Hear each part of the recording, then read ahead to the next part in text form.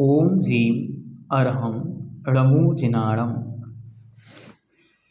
छठवीं ढाल निर्ग्रंथ दिगंबर परम दशा में स्थित मुनिराजों के जीवन वृत्त का दर्शन।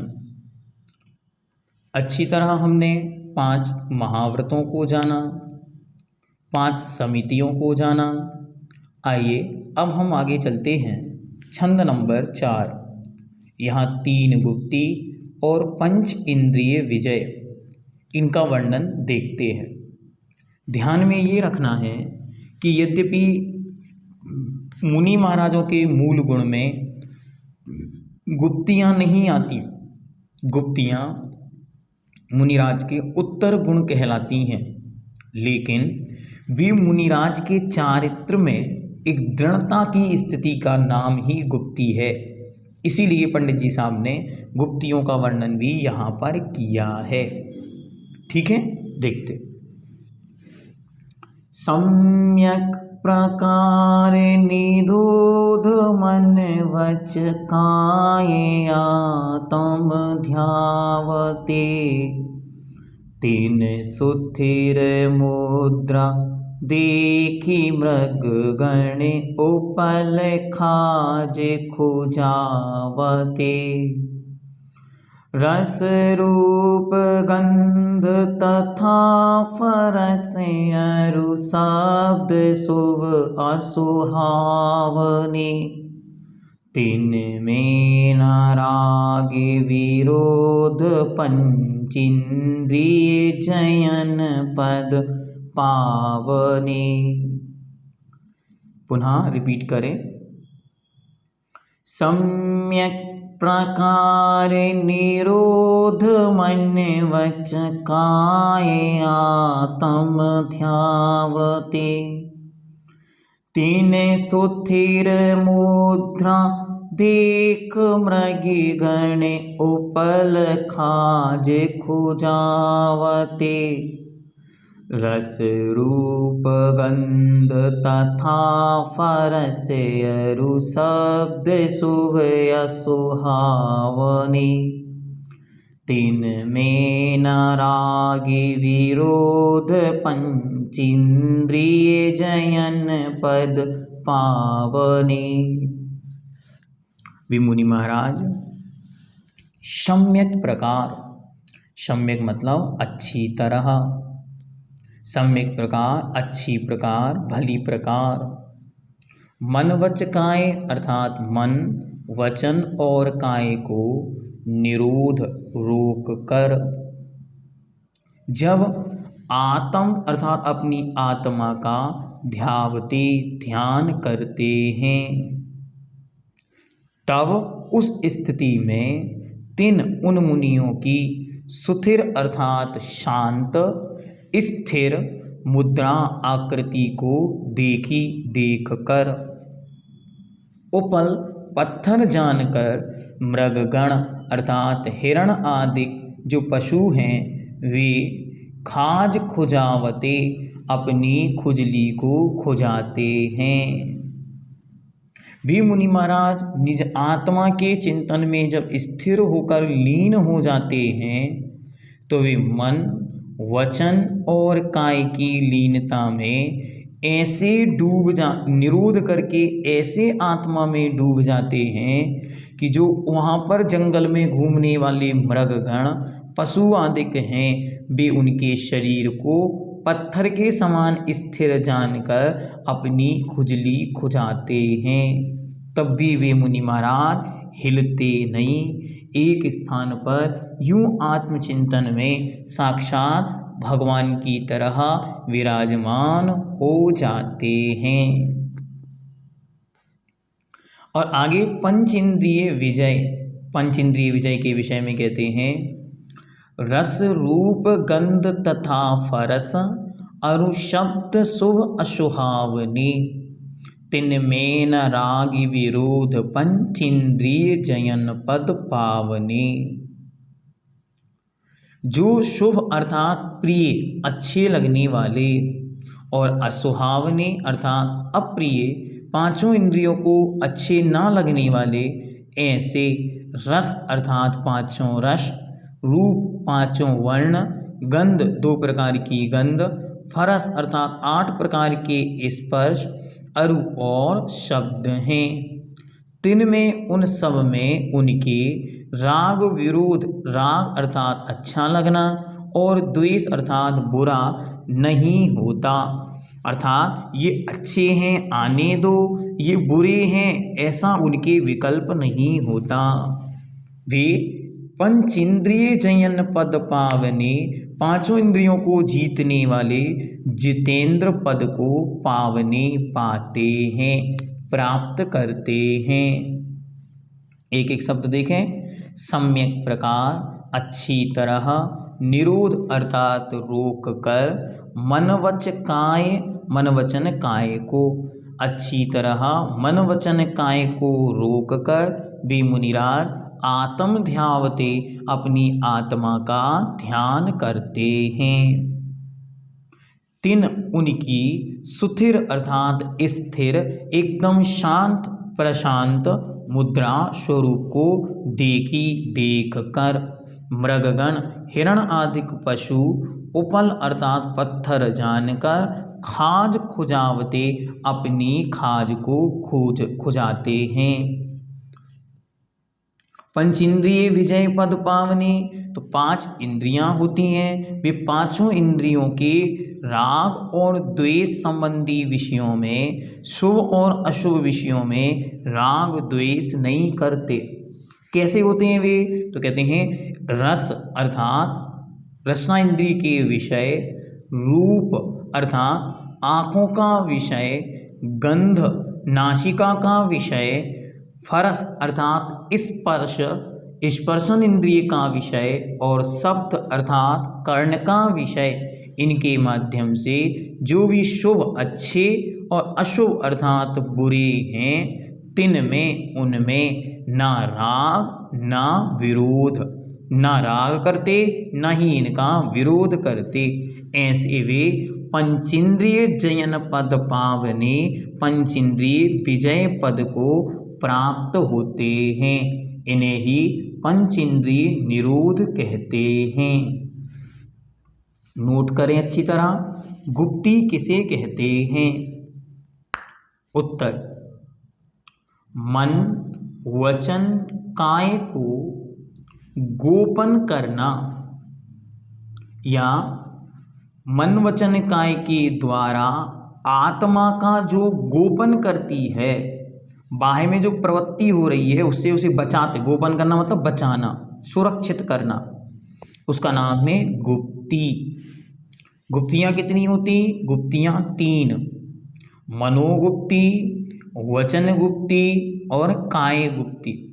मन को वश में करना मनोगुप्ती, वचन को वश में करना वचन गुप्ती, काय को वश में करना काय गुप्ती। वे मुनि महाराज अच्छी तरह हाथ पर हाथ रख कर बैठ जाते हैं, ना कुछ सोचना, ना कुछ विचारना, ना कुछ बोलना और ना ही कुछ करना, बस हाथ पे हाथ रख के यूँ स्थिर बैठ गए जैसी मंदिर में प्रतिमा रखी हो। अब उनकी इस पवित्र वीतराग शांत मुद्रा को देखकर ऐसा लगता है मानो कोई पत्थर की मूर्ति रखी हो। तो क्या करते? जो मृगगण हैं, पशुगण हैं, वे आकर और अपनी खाज खुजावते हैं। आगे कहते हैं पंच इंद्रिय विजय, पांचों इंद्रियों को जीतना या पांचों इंद्रियों पर विजय प्राप्त करना या पांचों इंद्रिय के विषयों में इच्छा नहीं होना, उनको रोकना, इसे बोलते हैं पंच इंद्रिय विजय या पंच इंद्रिय निरोध। राग मतलब अच्छा लगना, विरोध मतलब द्वेष, बुरा, तो ना अच्छा मानते उसे न बुरा मानते। अच्छी तरह समझना, पांचों इंद्रिय के जो विषय हैं इन्हें अच्छी तरह वे ना इनमें अच्छा मानते न बुरा मानते। तो क्रमशः स्पर्श इंद्रिय के, रसना इंद्रिय, घ्राण इंद्रिय, चक्षु इंद्रिय, कर्ण इंद्रिय, इनके विषय जो छूने योग्य अच्छे बुरे वस्तु हैं उनमें राग नहीं, बुरे में द्वेष नहीं, जो अच्छा है बुरा है इनमें वे द्वेष नहीं करते, अपितु दोनों में समभाव रखते हैं। पंचेंद्रिय विषय कौन कौन से क्रम से लिख सकते हैं आप? पांचों इंद्रियों के अच्छे लगने वाले विषयों में राग का त्याग और बुरे लगने वाले विषयों में द्वेष का त्याग। अब इनको क्रमशः कर दें। पंचेंद्रिय की जगह पे लिख दें स्पर्शन इंद्रिय। तो स्पर्शन इंद्रिय के अच्छे लगने वाले विषयों में राग का त्याग, बुरे लगने वालों में द्वेष का त्याग। ऐसी रसना इंद्रिय, रसना इंद्रिय के अच्छे लगने वाले विषयों में राग का त्याग, बुरे लगने वाले विषयों में द्वेष का त्याग। ऐसे घ्राण इंद्रिय, चक्षु इंद्रिय और कर्ण इंद्रिय, इनके विषय हमने अच्छी तरह पूर्व में देखे थे। स्पर्श का 8 प्रकार के, रसना के 5 प्रकार के, चक्षु के 5 प्रकार के और घ्राण के 2 प्रकार के और कर्ण के 7 प्रकार के विषय होते हैं। उन सबको वे मुनि महाराज अच्छी तरह जीतते हैं। 27 हुआ और एक मठ और मन 28, ऐसे 28 विषयों को वे मुनि महाराज जीतते हैं। ठीक, आगे देखते हैं। वे मुनि मन वचन काय को अच्छी तरह से रोककर जब अपनी आत्मा का ध्यान करते हैं, उस समय हिरणों का समूह उनकी ध्यान मुद्रा स्थिर मुद्रा को देखकर उन्हें पत्थर समझकर उनकी देह से अपने शरीर की खुजली मिटाया करते हैं। क्या वो धन्य धन्य मुनि मुद्रा, इतनी स्थिरता के साथ अपने आप को स्थिर करना, यह मुनि की मन वचन काय रूपी 3 गुप्ती कहलाती है। वे मुनिराज पांचों इंद्रिय के अप्रिय या प्रिय विषय लगने वाले विषयों में राग द्वेष नहीं करते। यह मुनिजनों का पंचेंद्रिय जय या जितेंद्र पद कहलाता है। वे मुनि महाराज अच्छी तरह पांचों इंद्रियों को जीत कर और अपनी आत्मा के ध्यान में चिंतन में लग जाते हैं। इस तरह यह मुनि महाराज की गुप्तियाँ और मुनि महाराजों की 5 इंद्रिय विजय जाननी चाहिए। अच्छी तरह हमको ये देखना, वे मुनि महाराज चाहे वन में रहें और चाहे सजन में रहें, सजन मतलब जनों से युक्त स्थानों पर, वे मुनि महाराज अपने आत्मचिंतन की दशा में सदा प्रवीण रहते हैं। बहुत सारे लोग ऐसा कहने लगे कि मुनि महाराज को तो जंगल में रहना चाहिए, जैसा कि इन्होंने इस पंक्ति में कहा। नहीं, पंचम काल में अच्छी तरह पूज्य ग्रंथराज मूलाचार, पद्मनंदी पंचविंशति का आचार सार आदि में स्पष्ट रूप से उल्लेख है कि पंचम काल में मुनि महाराज जंगलों में ना रहें। फिर कहाँ रहें? उन्होंने लिखा चैत्य ग्रह अर्थात जिन मंदिरों में, बसतिका अर्थात अलग से बने हुए आलय, खाली स्थानों में मुनिराज निवास करें। स्पष्ट रूप से इसका उल्लेख आगम ग्रंथों में दिया गया है कि मुनि महाराज इस भीषण काल में जंगलों में निवास ना करें। क्यों?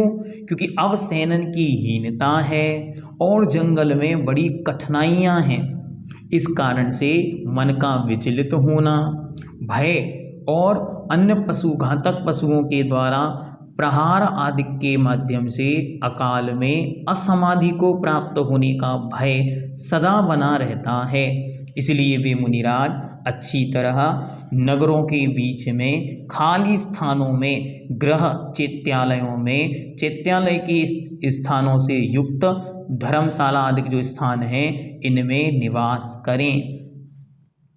कई लोग बहुत अच्छी तरह इन पंक्तियों को पढ़ाते समय ऐसी चर्चा करते हैं कि देखो, मृग गण उपल खाज खुजावते, तो अब वो मुनि महाराज यदि सजनों में रहेंगे, नगरों में रहेंगे, शहरों में रहेंगे, तो खाज कैसे खुजाएंगे?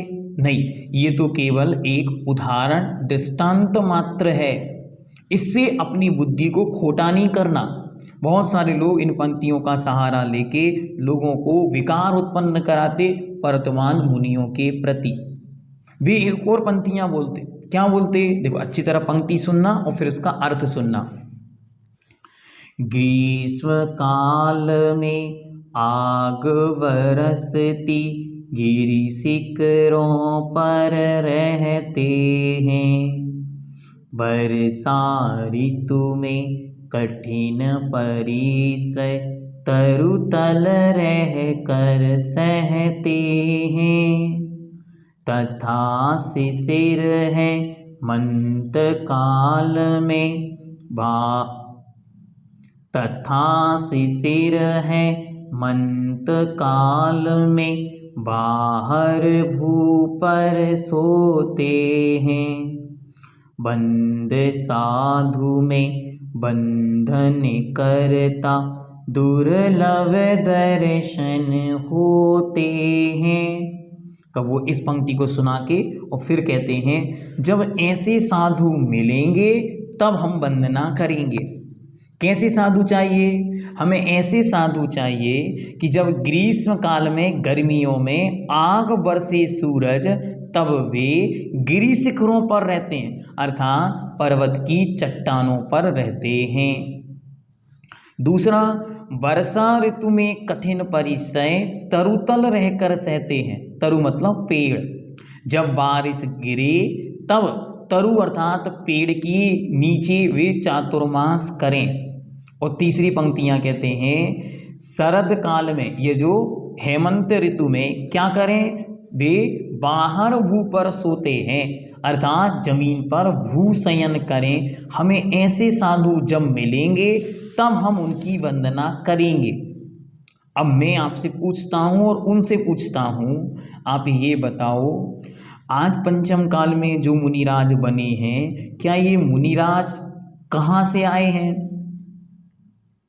आप कहेंगे हमारे घर से, हमारे परिवारों से ही तो निकलकर ये मुनि बने हैं। तो हमारे और आपके और उनके शरीर में अंतर क्या? नहीं, कोई अंतर नहीं। हमारे और उनके सेनन में अंतर नहीं, कोई अंतर नहीं। तो फिर आप ऐसी बातें करने वाले महापुरुषों, हम आपसे पूछते हैं, आज जब कड़कती मई माह की गर्मी हो, तब उस मई माह की गर्मी में 10 मिनट धूप में बैठकर दिखाओ छत पर। कितने मिनट? 10 मिनट। जब हम 5 मिनट गर्मी में नहीं बैठ पा रहे हैं, तो हम अपनी इस कोरी बुद्धि को इतना दुर्विवेक के बल पर क्यों ऐसा साबित करना चाह रहे हैं कि उसी शरीर से युक्त वे मुनि महाराज गिरि शिखरों पर चढ़ जाएं? ऐसा क्यों?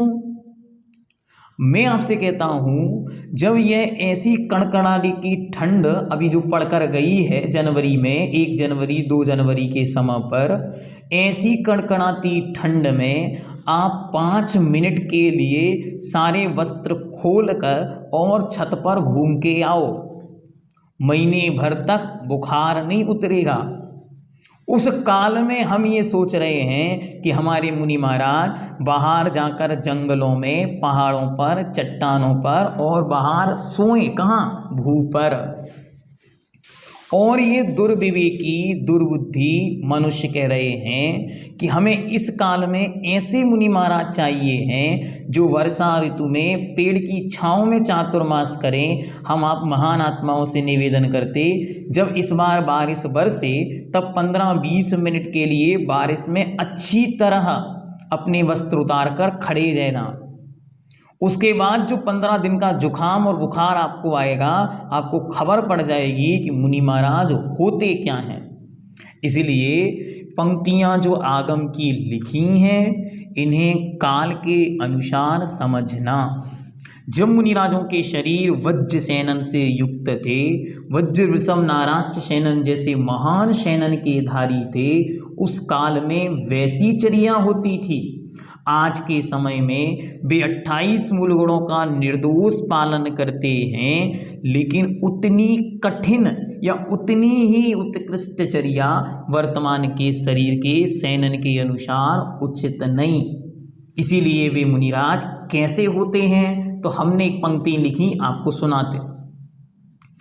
ग्रीष्म काल में आग बरसती कुंडल गिरी पर रहते हैं, वर्षा ऋतु में कठिन परिश्रम बीना जी में सहते हैं, तथा शिशिर है मंत काल में अमर कंटक में रहते हैं, बंदे साधुए विद्या गुरु हैं, दुर्लभ दर्शन होते हैं, वंद साधुए विद्या गुरु हैं, दुर्लभ दर्शन होते हैं।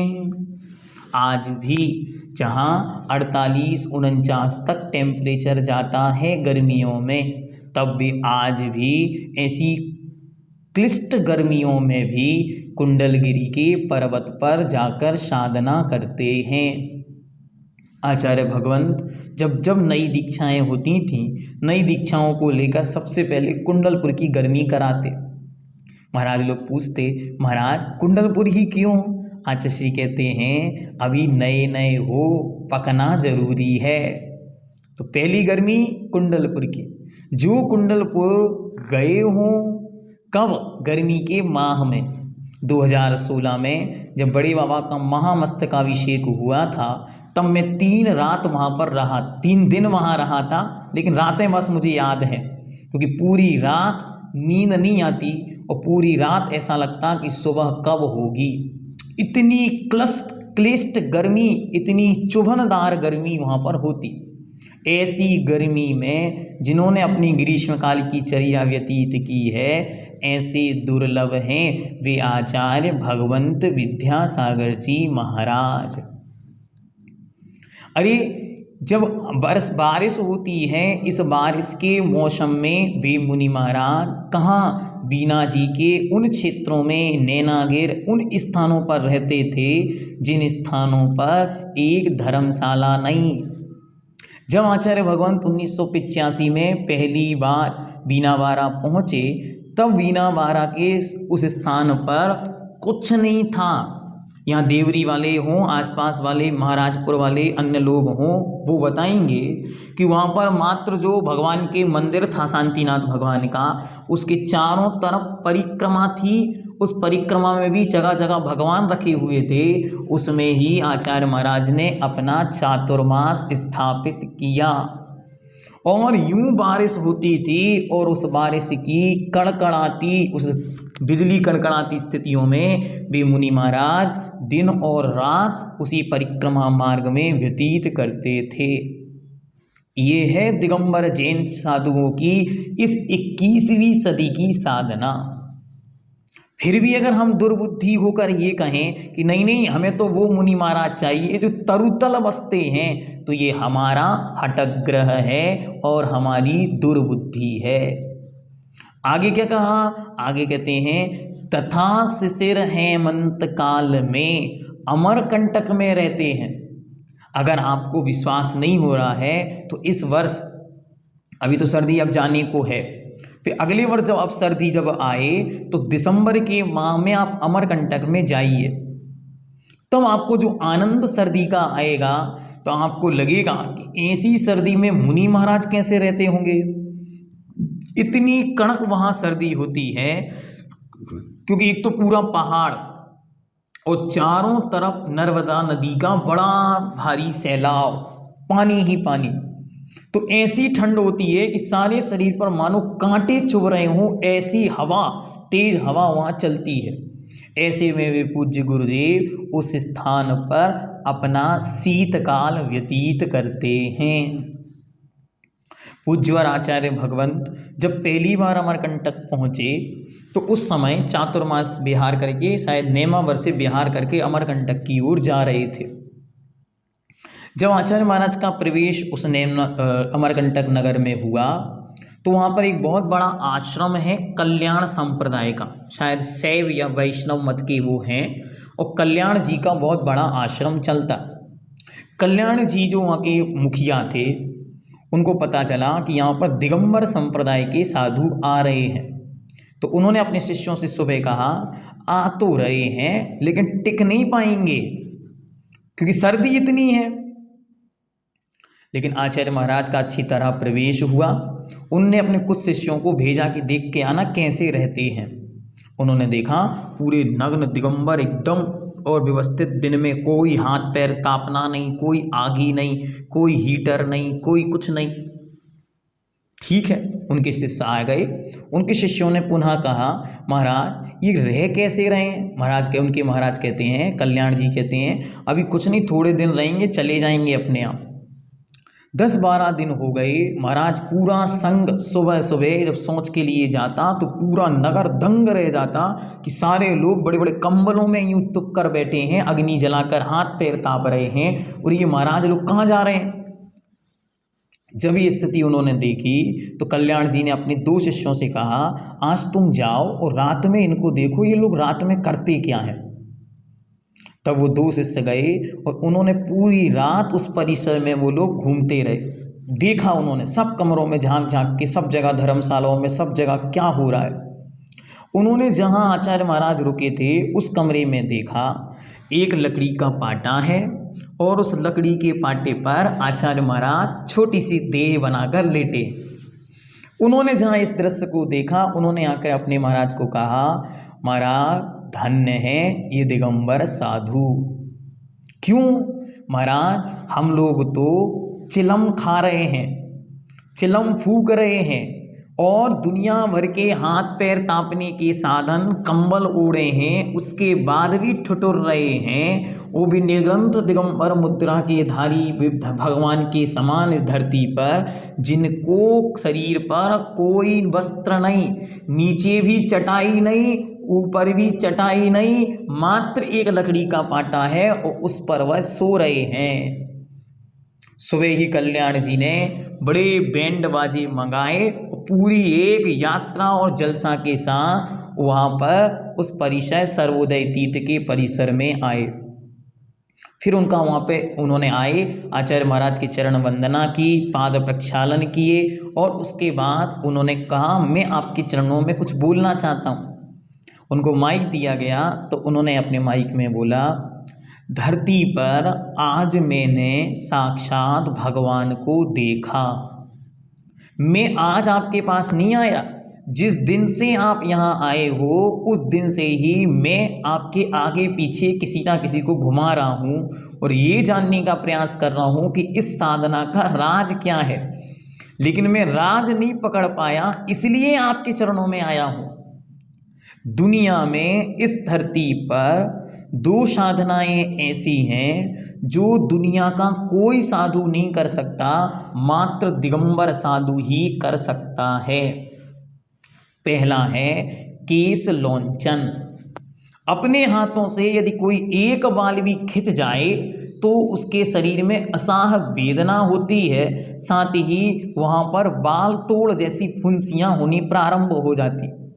लेकिन एक दिगंबर साधु ऐसे हैं जो हर 2 माह, 3 माह और 4 माह के अंतराल से अपने केशों को अपने हाथों से उखाड़ते हैं।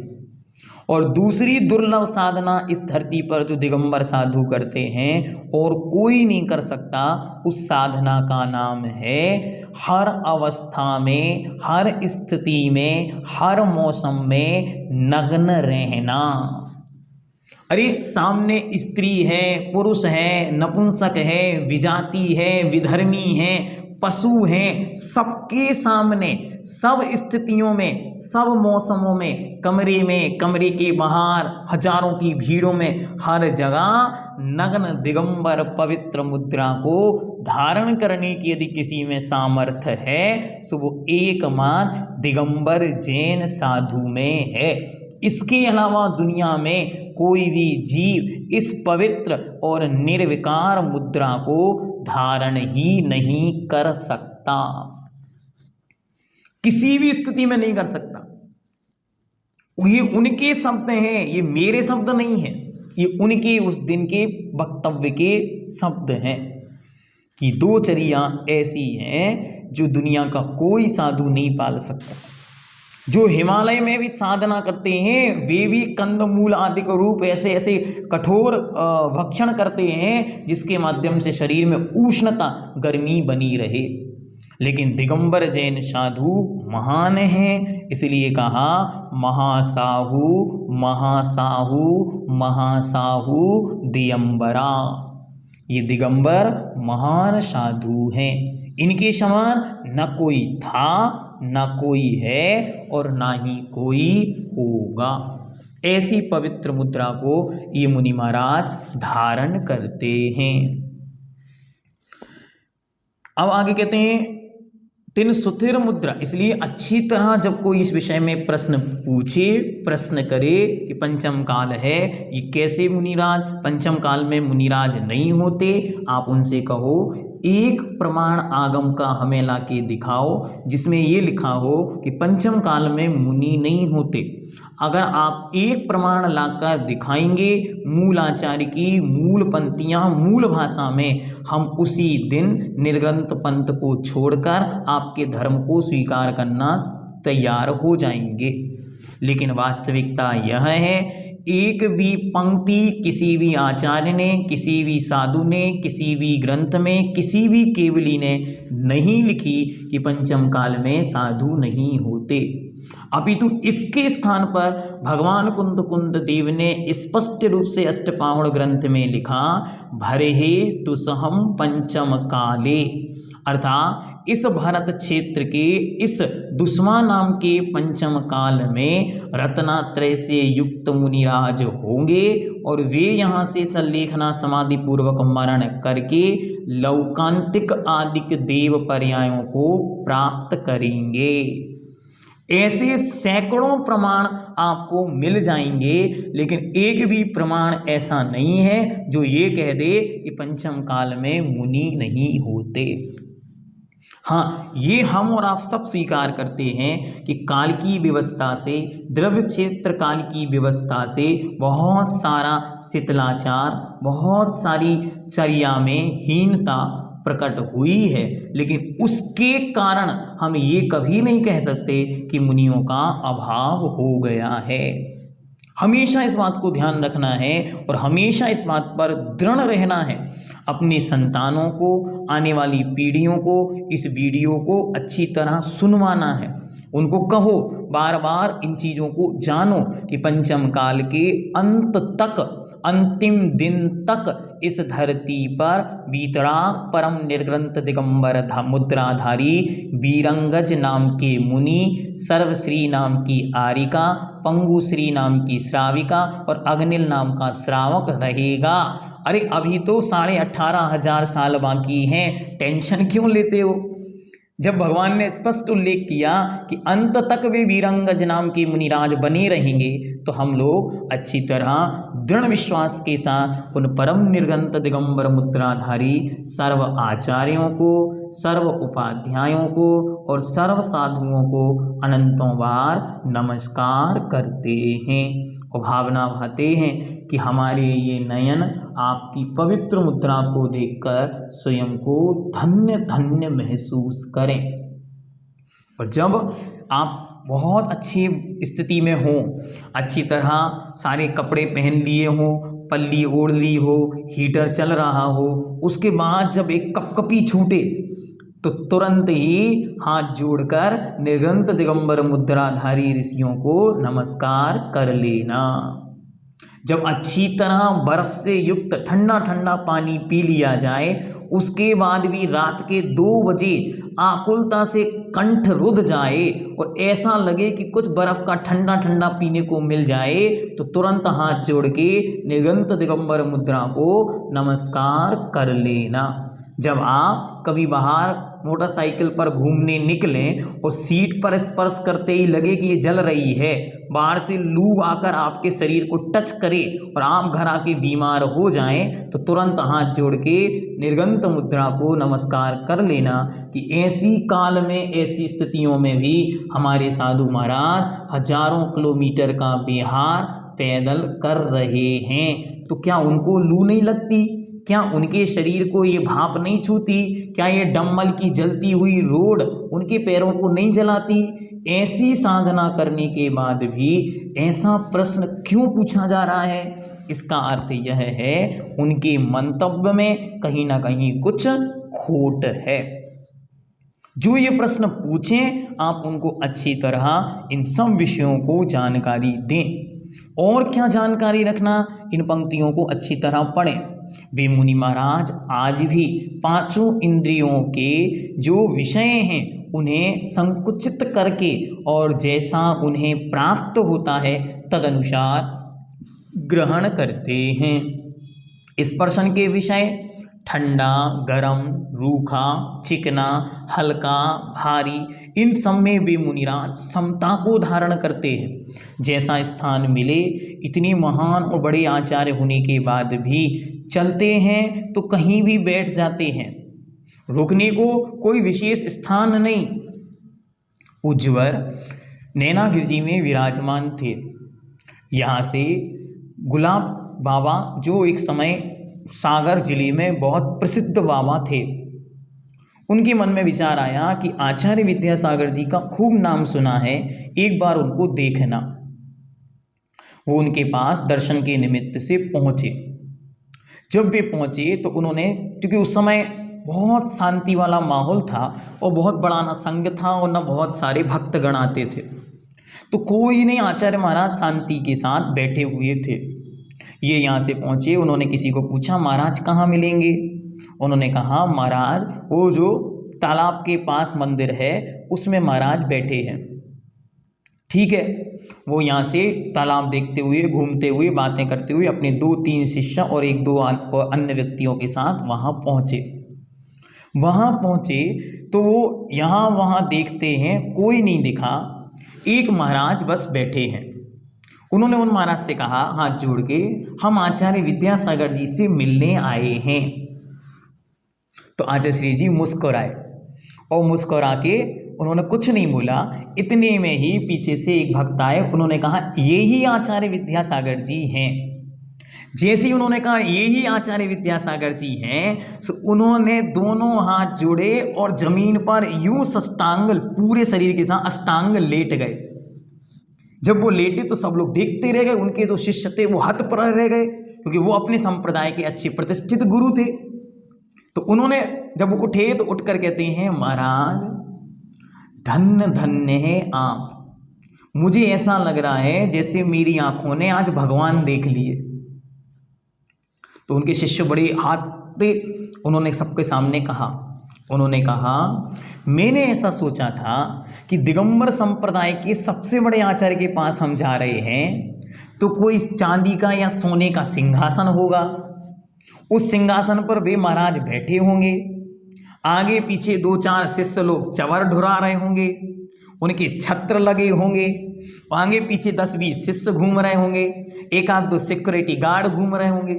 लेकिन यहाँ हम देखकर हतप्रभ हैं कि इन महाराज के पास तो बैठने को चटाई भी नहीं है, महाराज तो ऐसे ही लकड़ी की एक पलाई रखी हुई है उस पर बैठे हुए हैं। ये देखकर वो दंग रह गए। बोले जिनकी साधना आसमान को छूती है वे सर झुकाए बैठे हैं, यही तो महानता है। और यही इन दिगंबर साधुओं का इंद्रिय विजय है कि उन्हें कुछ नहीं चाहिए। आचार्य महाराज अब दूसरे नंबर पर स्पर्शन के बाद रसना इंद्रिय का विषय। रसना इंद्रिय को जीतना दिगंबर संप्रदाय का एक महानतम सौभाग्य है। दुनिया में कोई भी साधु वर्ग ऐसा नहीं है जो इतनी कठिन साधना पालता हो। लोग 2-2 बार 4-4 बार खाते हैं, 50 बार दिन में पानी पीते हैं, एकमात्र दिगंबर जैन साधु ऐसा है जो 24 घंटे में एक बार आहार जल ग्रहण करते हैं और उसमें भी 46 दोष और 32 अंतरायों को टालकर आहार ग्रहण करते, और उसमें भी कोई विघ्न उपद्रव उपस्थित हो जाए तो वह भी छोड़ देते हैं, उसे भी फिर वे ग्रहण नहीं करते। उज्ज्वलाचार्य भगवंत ने आजीवन ये नियम पालन किया कि वे एक ही चौके में जाते, और यदि उस चौके में कोई विघ्न उपद्रव आ जाए तो वे उस दिन आहार ही ग्रहण नहीं करते। ये बात श्रावकों को शायद पता ही ना हो, और बस वो उनके चौके में सबसे पहले विघ्न उपद्रव करने पहुंच जाते। ये से साधु हैं, रसना इंद्रियों को यूं जीत लिया है मानो धन्य धन्य हो गए। कल हमने आपको बताया था कि उन्होंने आजीवन 55 वर्ष आज उनको व्यतीत हो गए, उन्होंने नमक और मीठे का उनके त्याग है, हरी सब्जियां उनके त्याग है, दूध का उनके त्याग है, ड्राई फ्रूट्स का उनके त्याग है। आहार में बचा ही क्या, इसका नाम है इंद्रिय के विजेता। घ्राण इंद्रिय सूंघने में दुर्गंध भी आएगी, सुगंध भी आएगी, वे अच्छी तरह दोनों में सम हैं। आचार्य भगवान रामटेक में विराजमान थे। जिस कमरे में वे विराजमान थे उसके साइड से ही दीवार के उस तरफ लोग मूत्रालय के रूप में उस स्थान को प्रयोग करते थे, दीवार के उस तरफ। अब वो धीरे धीरे वहाँ पर वो स्थान बढ़ता गया तो वह गंध जो दुर्गंध थी वो उस कमरे तक आने लगे। आदरणीय बड़े पंडित जी साहब उस कमरे में प्रवेश कर रहे थे, तो प्रवेश करते हुए बड़ी दुर्गंध वहाँ पर आई, तो उन्होंने अंदर आके आचार्य महाराज को निवेदन किया, महाराज आप इस कमरे को बदल लीजिए, हम चाहते हैं आप ऊपर वाले फ्लोर में या कहीं और शिफ्ट हो जाइए। तो आचार्य महाराज कहते क्या परेशानी है महाराज, इस कमरे में बाहर बड़ी दुर्गंध आ रही है। तो आचार्य महाराज हंसते हुए बोलते हैं, अरे क्या बातें करते हो पंडित जी, वस्तु में दो ही गंध हैं, सुगंध और दुर्गंध, ये नासिका का विषय है। और उन्होंने सारे चातुर्मास कमरा नहीं बदला। ये हैं दिगंबर जैन संप्रदाय के महानतम श्रेष्ठतम ज्येष्ठतम आचार्यवर। इसको कहते चक्षु इंद्रिय का विषय। चक्षु इंद्रिय विषय के तो वे ऐसे धनी बने कि इस सृष्टि पर 55 वर्षों की 56 वर्षों की निर्दोष चर्या में वे यूं पारंगत हो गए कि सारी सृष्टि एक बार यह अभिलाषा लेकर जाती है कि उनकी नजरें उठ जाएं और हम पर कहीं पड़ जाएं। ये है, उन्होंने अपनी नजरों को यूं जीता है कि सारा संसार एक बार अपनी नजरों से उन्हें देखना चाहता है। लोग इसलिए बस जाते हैं, ना वे किसी से कुछ बोलते हैं, ना वे कभी प्रवचन में कुछ विशेष कहते हैं, ना ही वे कभी किसी को कुछ देते हैं, न कोई मंत्र, न कोई तंत्र, न कोई यंत्र। फिर ये लोग क्यों जाते हैं? अरे लाखों लाखों की भीड़ एक साथ एक एक दिन में दर्शन करने जाती है। क्यों जा रही है? मात्र इन आँखों को आपका दर्शन हो जाए सो ये आँखें धन्य धन्य हो जाएं। हमारी ऐसी हजारों लाखों आँखें मिलकर उनके स्वरूप को देख रही हैं, फिर भी उनमें एक दोष ना देख सकी। इसका तात्पर्य यह है, उन्होंने अपनी आँखों से कभी किसी का दोष नहीं देखा। अर्थात वे हमेशा नजरें झुकाकर बैठे हैं और वे स्वयं आसमान के समान विशाल हो गए हैं। वे अपने गुरुदेव के इतने दीवाने हैं कि आचार्य ज्ञान सागर जी महाराज नीचे आंखें करके यूं बैठे रहते थे। एक दिन आचार्य महाराज सुनाते हुए कहते हैं, हमारे गुरु महाराज तो कुछ अलग थे। कैसे थे? तो हमारे गुरु महाराज क्या करते थे, वे कभी नजरें उठाकर नहीं देखते थे। हमें 2-2 घंटे वो पढ़ाते थे लेकिन नजरें नहीं उठाते थे। 2-2 घंटे कोई पढ़ाए और नजरें उठाकर ना देखे, ये कितनी कठिन साधना होगी। ऐसे ही आज हम और आप देखें, आचार्य महाराज 2-2 घंटे 3-3 घंटे पंडाल में मंच पर बैठे रहते हैं लेकिन नजरें उठाकर नहीं देखते। कितनी अद्भुत साधना है अपनी आँखों को जीतने की। इसका प्रभाव यह है कि उनके पास एक दिव्य और भव्य चतुर्विध संग है, फिर भी निष्कलंकता में वे सृष्टि के सर्वश्रेष्ठ व्यक्तित्व बन गए। ये है उनकी अप्रमेय साधना। और इसके बाद कहते हैं कर्ण इंद्रिय के विषयों को जीतना। बड़ा कठिन है अपनी प्रशंसाओं को जीतना, बड़ा कठिन है दूसरों के द्वारा अपनी निंदाएं सुनकर उनका उत्तर नहीं देना। कल हमने आपको बताया था एक प्रसंग, आज और अनेक प्रसंग और दूसरा प्रसंग सुनाते। पूज्यवर नैनागृह में विराजमान थे, उसी स्थान से साइड में ही एक राम मंदिर था और वहाँ पर संकीर्तन चलता था।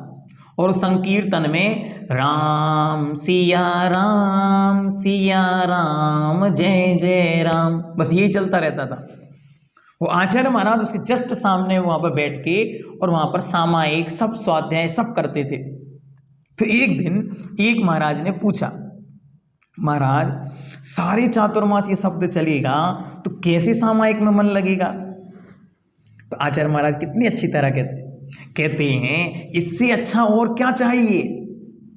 तो सब लोग हाथ पर रहेगा कि क्या कहना चाह रहे हैं। आचार्य महाराज कहते हैं अरे वो कह रहे हैं राम सिया राम जय जय राम। अरे तुम्हारी आत्मा ही तो राम है, तो हे संसारी आत्माओं अपनी आत्मा को देखो, बाहर कुछ मत देखो, बस आंखें बंद कर लो और उस ध्वनि को सुनो, राम सिया राम जय जय राम। ये है अद्भुत आचार। एक बार वो विहार करते हुए चल रहे थे, कुछ बच्चे थे गांव के बाहर और वो उनको चिढ़ाने लगे और चिढ़ाते हुए कहते हैं ये देखो ये कौन जा रहा है, ये देखो ये कौन जा रहा है। और जाते जाते उनके मुख से निकल गया देखो ये नंगे, ये देखो ये नंगे, ये देखो ये लुच्चे। ऐसा बोलते हुए वो बच्चे निकल गए। पीछे आ रहे महाराजों को बहुत गुस्सा आया। उनमें से एक महाराज ने उनको रोकते हुए कहा अच्छा कहते आगे बढ़ गए। आगे बढ़कर कहा क्यों गुस्सा करते हो? उन्होंने क्या गलत कहा? हमारे शरीर पर कपड़े नहीं हैं तो उनकी दृष्टि से हम नंगे हैं, और हम लोग केस लॉन्च करते हैं तो उनके लिए लुच्चे हैं। ये उनकी अद्भुत साधना है कि वे शब्दों को यूं जीत गए हैं कि अब वे किसी और को कुछ भी सुनने में उनकी रुचि नहीं, उनकी आत्मधुनी यूं चल रही है कि उस संकीर्तन में वे दिन रात परमानंद की ओर बढ़ रहे हैं। ये हैं अद्भुत साधना के दिव्य धनी। पूज्यवर की जितनी महिमा हम गाएंगे उतनी ही कम है। और ऐसे आपको 10, 20, 25 संस्मरण हमने आपको 2-3 दिन में सुनाए, ऐसे हम अपनी पूरी पर्याय सुनाएंगे तो भी वे समाप्त नहीं होंगे। इतनी अद्भुत उनका विराट व्यक्तित्व है।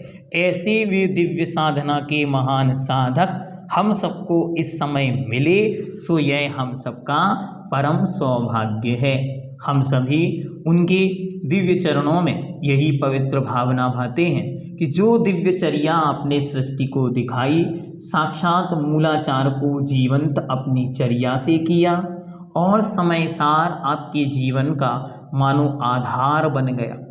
आपने इस सृष्टि को और इस जिन शासन को जो ऊंचाइयां प्रदान की, उन सबके लिए ये सृष्टि युगों युगों तक आपके प्रति कृतज्ञता ज्ञापित करेगी, तब भी वह ऋणों को चुका ना सकेगी। एक कोई व्यक्ति मिलकर और सरस्वती के साथ बैठकर, बृहस्पति के साथ बैठकर और संपूर्ण सृष्टि को, इस धरा को, सारी धरती को कागज बना के और सारे समुंदर को स्याही बना के और सारे वन की कलम बना के भी आपके गुणों को लिखेगी तो वह पूर्ण नहीं कर पाएगी। ऐसी अद्भुत दिव्य व्यक्तित्व के सरोवर हम सबको अपने गुरु के रूप में, दादा गुरु के रूप में, पूज्य गुरु के रूप में प्राप्त हुए। ये हम सबका परम सौभाग्य है। हम सब रोज यही भावना और मंगल कामनाएं करें कि दीर्घायु हो पूर्णायु हो आप चिरायु हो, आप चिरायु हो। हम सब की आयु लग जाए आप शतायु हो, आप शतायु हो। शाश्वत हो शासन गुरु तेरा, हो शाश्वत हो शासन गुरु तेरा, शरण भी शाश्वत हो। मेरे चारों धाम के तीरथ विद्या गुरुवर हो, मेरे चारों धाम के तीरथ विद्या गुरुवर हो। संत शिरोमणि आचार्य भगवंत गुरुदेव श्री विद्यासागर जी महाऋषिराज की जय हो, जय हो, जय हो। ओम सिद्धम।